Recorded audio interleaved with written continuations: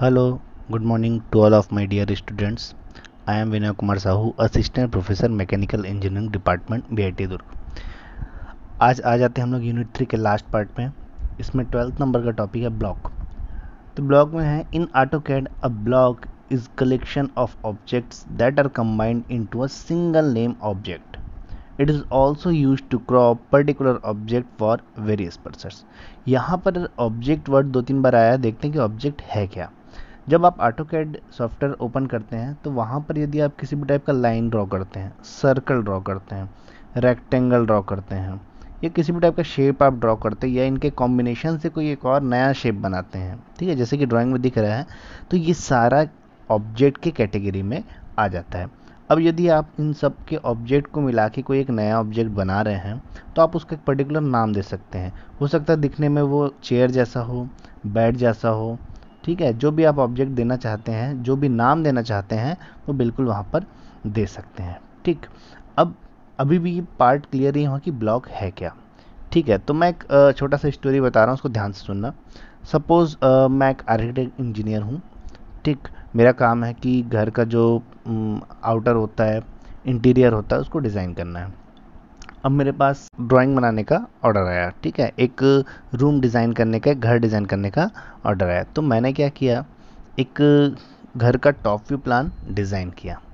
अब घर का टॉप व्यू प्लान डिज़ाइन किया तो उसमें मैंने वहाँ पर bed, dining table, sofa set को भी रख दिया। अब आप ध्यान देंगे कि जो bed, dining table, sofa set है, इसकी वैल्यू सिर्फ वहीं तक है, ड्राइंग तक, क्योंकि एक्चुअल में जो ऑनर उस घर में कभी भी आएगा वो अपने हिसाब से उसको सेट करेगा। तो मतलब ये जो bed, dining table, sofa set है, इसको मैं हर घर में फिट कर सकता हूँ। बाकी वैल्यू किस चीज़ का है, वहाँ पर वॉल कहाँ पर है, किचन कहाँ पर है, बेडरूम का साइज कितना है, मेन वो है वहाँ पर वैल्यू, ठीक है। तो मैं क्या करूँगा, जैसे कि अब मैं नया एक फ्लैट डिज़ाइन कर रहा हूँ, ठीक है, इसका टॉप व्यू ये है, ये पूरा ब्लैंक है। तो मैं क्या करूँगा, वो जो bed, dining table, sofa set था, वो यहाँ पर लाकर मैं पुट कर सकता हूँ। तो मेरे कहने का मतलब ये है कि जैसे जो कॉमन चीज़ें हैं, जो बार बार यूज़ हो रही है, जिसको बनाने में मुझे बार बार मेहनत लग रहा है, तो मैं क्या करूँगा, bed, dining table, sofa set को बनाने के बाद, सिर्फ एक बार बनाने के बाद उसको एज अ ब्लॉक सेव कर लूँगा। फिर जब भी मैं नया प्लॉट, नया फ्लैट कुछ भी डिज़ाइन करूँगा, तो मैं वो जो सेव है bed, dining table, sofa set, उसको वहाँ पर इंसर्ट कर दूँगा जस्ट, ठीक है। तो यही ब्लॉक और यही इंसर्ट है जो कि आपके थ्योरी में दिया हुआ है। नीचे डिफ़ॉल्ट में बहुत सारे ड्राइंग दिए हुए हैं, बाकी इसके अलावा यदि आप और कोई भी ड्राइंग बना के उसको एज अ ब्लॉक सेव करना चाहते हैं तो बिल्कुल कर सकते हैं, ठीक है।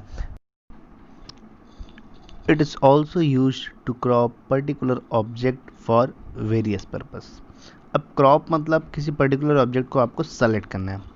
अब इसके लिए एग्जांपल लेते हैं। सपोज़ आप किसी बड़ी सी कंपनी में इंजीनियर हैं, आप कार का डिज़ाइन करते हैं, आपको ऑर्डर दिया गया कि एक कार आप डिज़ाइन करेंगे। आपने 8-9 टाइप से कार को डिज़ाइन किया है, ठीक। आपके सारे डिज़ाइन बेस्ट हैं, आपने अपने बॉस को दिखाया, बॉस को ये डिज़ाइन पसंद आया, अब उनको यही डिज़ाइन चाहिए। तो आप क्या करेंगे, बाकी को डिलीट तो नहीं करेंगे क्योंकि बाकी भी तो बेस्ट डिज़ाइन है। तो आप क्या करेंगे, पर्टिकुलर उस कार को एज अ ब्लॉक सेव कर लेंगे। जब आप ब्लॉक में सेव करते हैं तो खुद एक वो फाइल बन जाता है।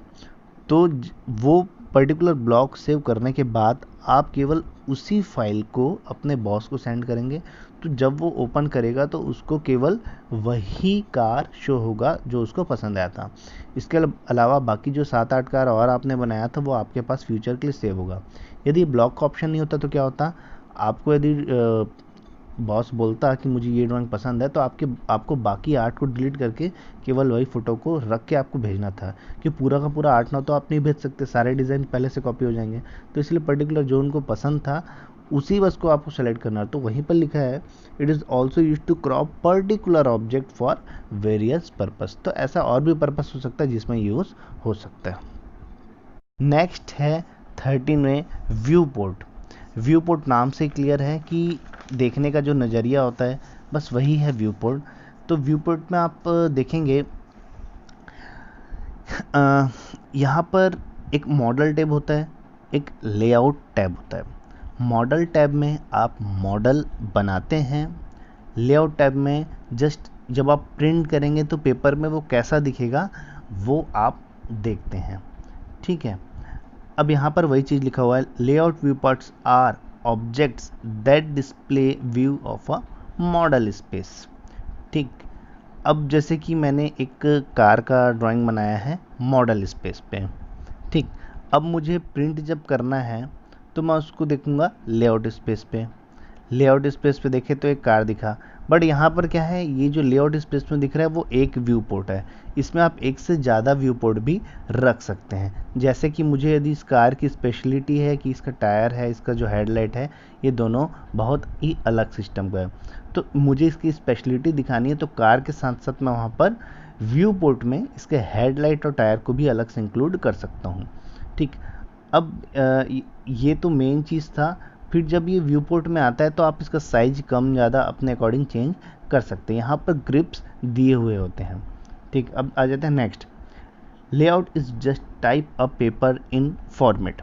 तो ये दो टाइप के होते हैं, model space view port, paper space view port. इसमें क्लियरली दिया है कि मॉडल स्पेस जहाँ पर आप मॉडल बनाते हैं, ये तो वो 2D हो या DD हो।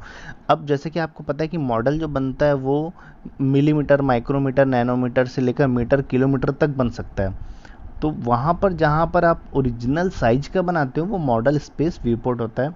And paper space view port जो आपको पेपर में प्रिंट करना है, तो जाहिर सी बात आप A4 साइज, A3 साइज जिसमें प्रिंट कर रहे हो उसी साइज का आपको वो जो एक्चुअल बना होगा कार वगैरह जो भी, वो उसको श्रिंक करके ये जैसा भी है आपको पेपर के साइज का लाकर वो देगा। यहाँ पर लिखा भी है कि use to convert for final print और हार्ड कॉपी। ओके, आ जाते हैं नेक्स्ट टॉपिक पे, 14 layers. Layer is a concept that allows you to group drawn geometry in distinct and separate categories according to similar features और common theme। ठीक है, इसके पहले भी मैं लेयर के बारे में थोड़ा सा डिस्क्राइब कर चुका हूँ जहाँ पे कलर की बात आई थी। ठीक, तो यहाँ पर एग्जाम्पल के लिए देखते हैं। सपोज मैंने एक रूम डिज़ाइन किया है जिसपे वॉल्स हैं, इलेक्ट्रिक वायरिंग है और फर्नीचर है। ठीक, तो यदि केवल मैं वॉल को डिज़ाइन करूँ तो वो ऐसा दिखेगा, केवल इलेक्ट्रिकल वायरिंग को डिज़ाइन करूं तो वो ऐसा दिखेगा, और केवल फर्नीचर का डिज़ाइन करूं तो ऐसा दिखेगा। बट जब मैं तीनों को कंबाइंड करूं तो वो कॉम्बिनेशन में ऐसा दिखेगा। तो यहाँ पर फ़ायदा क्या होता है कि यदि आपको इलेक्ट्रिकल वायरिंग में थोड़ी भी कुछ चेंजेस करनी है तो आपको पूरे कंबाइंड पे नहीं जाना है, आपको लेयर ही सेलेक्ट करना है, लेयर 2 सेलेक्ट करना है, उसमें जो भी छेड़खानी करना है आप उसमें करेंगे। तो इससे क्या, लेयर 1 और 3 डिस्टर्ब नहीं होंगे। तो इससे फ़ायदा ये होता है, जैसे कि मुझे ये काम को डिस्ट्रीब्यूट करना है, एक वर्कर को दे दिया कि तुम वॉल बनाओ, तो उसको वॉल वाला जो है इसको प्रिंट दे दूंगा कि तुम ऐसा वॉल बनाओगे, और वायरिंग वाले को मैं लेयर 2 का प्रिंट दे दूंगा, आप ऐसा वायरिंग करेंगे, और फर्नीचर वाले को लेयर 3 का प्रिंट दे दूंगा कि आप ऐसा फर्नीचर यहाँ पर लगाएंगे।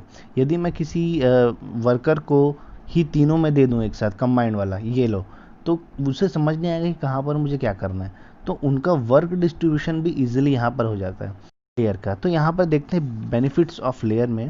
It is easier for you to understand the drawing, you can quickly know an object type by checking the layer।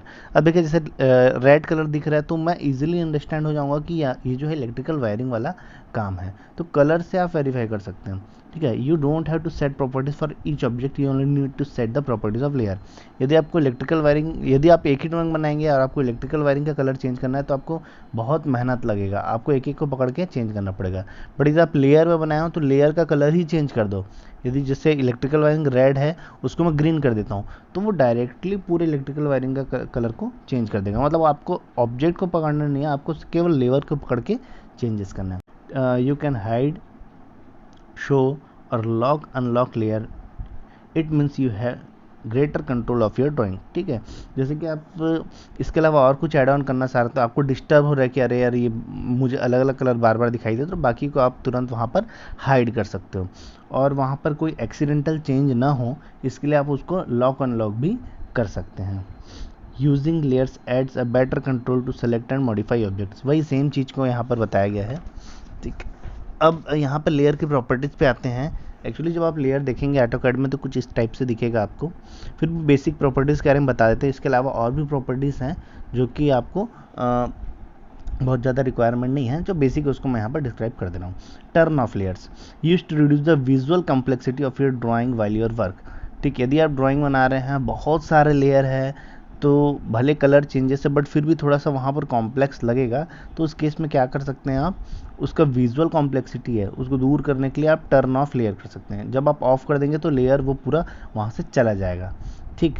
और फिर नेक्स्ट है लॉक लेयर, वही है when you want to prevent accidental changes. क्या है, जब आप लॉक कर देंगे किसी भी टाइप का चेंज करना चाहेंगे, क्या होता है लेयर कभी कभी आप लेयर 3 सोच के लेयर 2 को सेलेक्ट कर बैठते हैं और कुछ वहाँ पर चेंजेस कर देते हैं, तो यहाँ पर मिस्टेक हो सकता है। तो इसीलिए जिस लेयर में आपको फिक्स फाइनल हो चुका है उसको पहले से आप लॉक कर दो, ताकि वो दिखेगा ज़रूर बट उसमें किसी भी टाइप का चेंजेस नहीं होगा जब तक आप उसको अनलॉक ना करें। फिर थर्ड है कलर।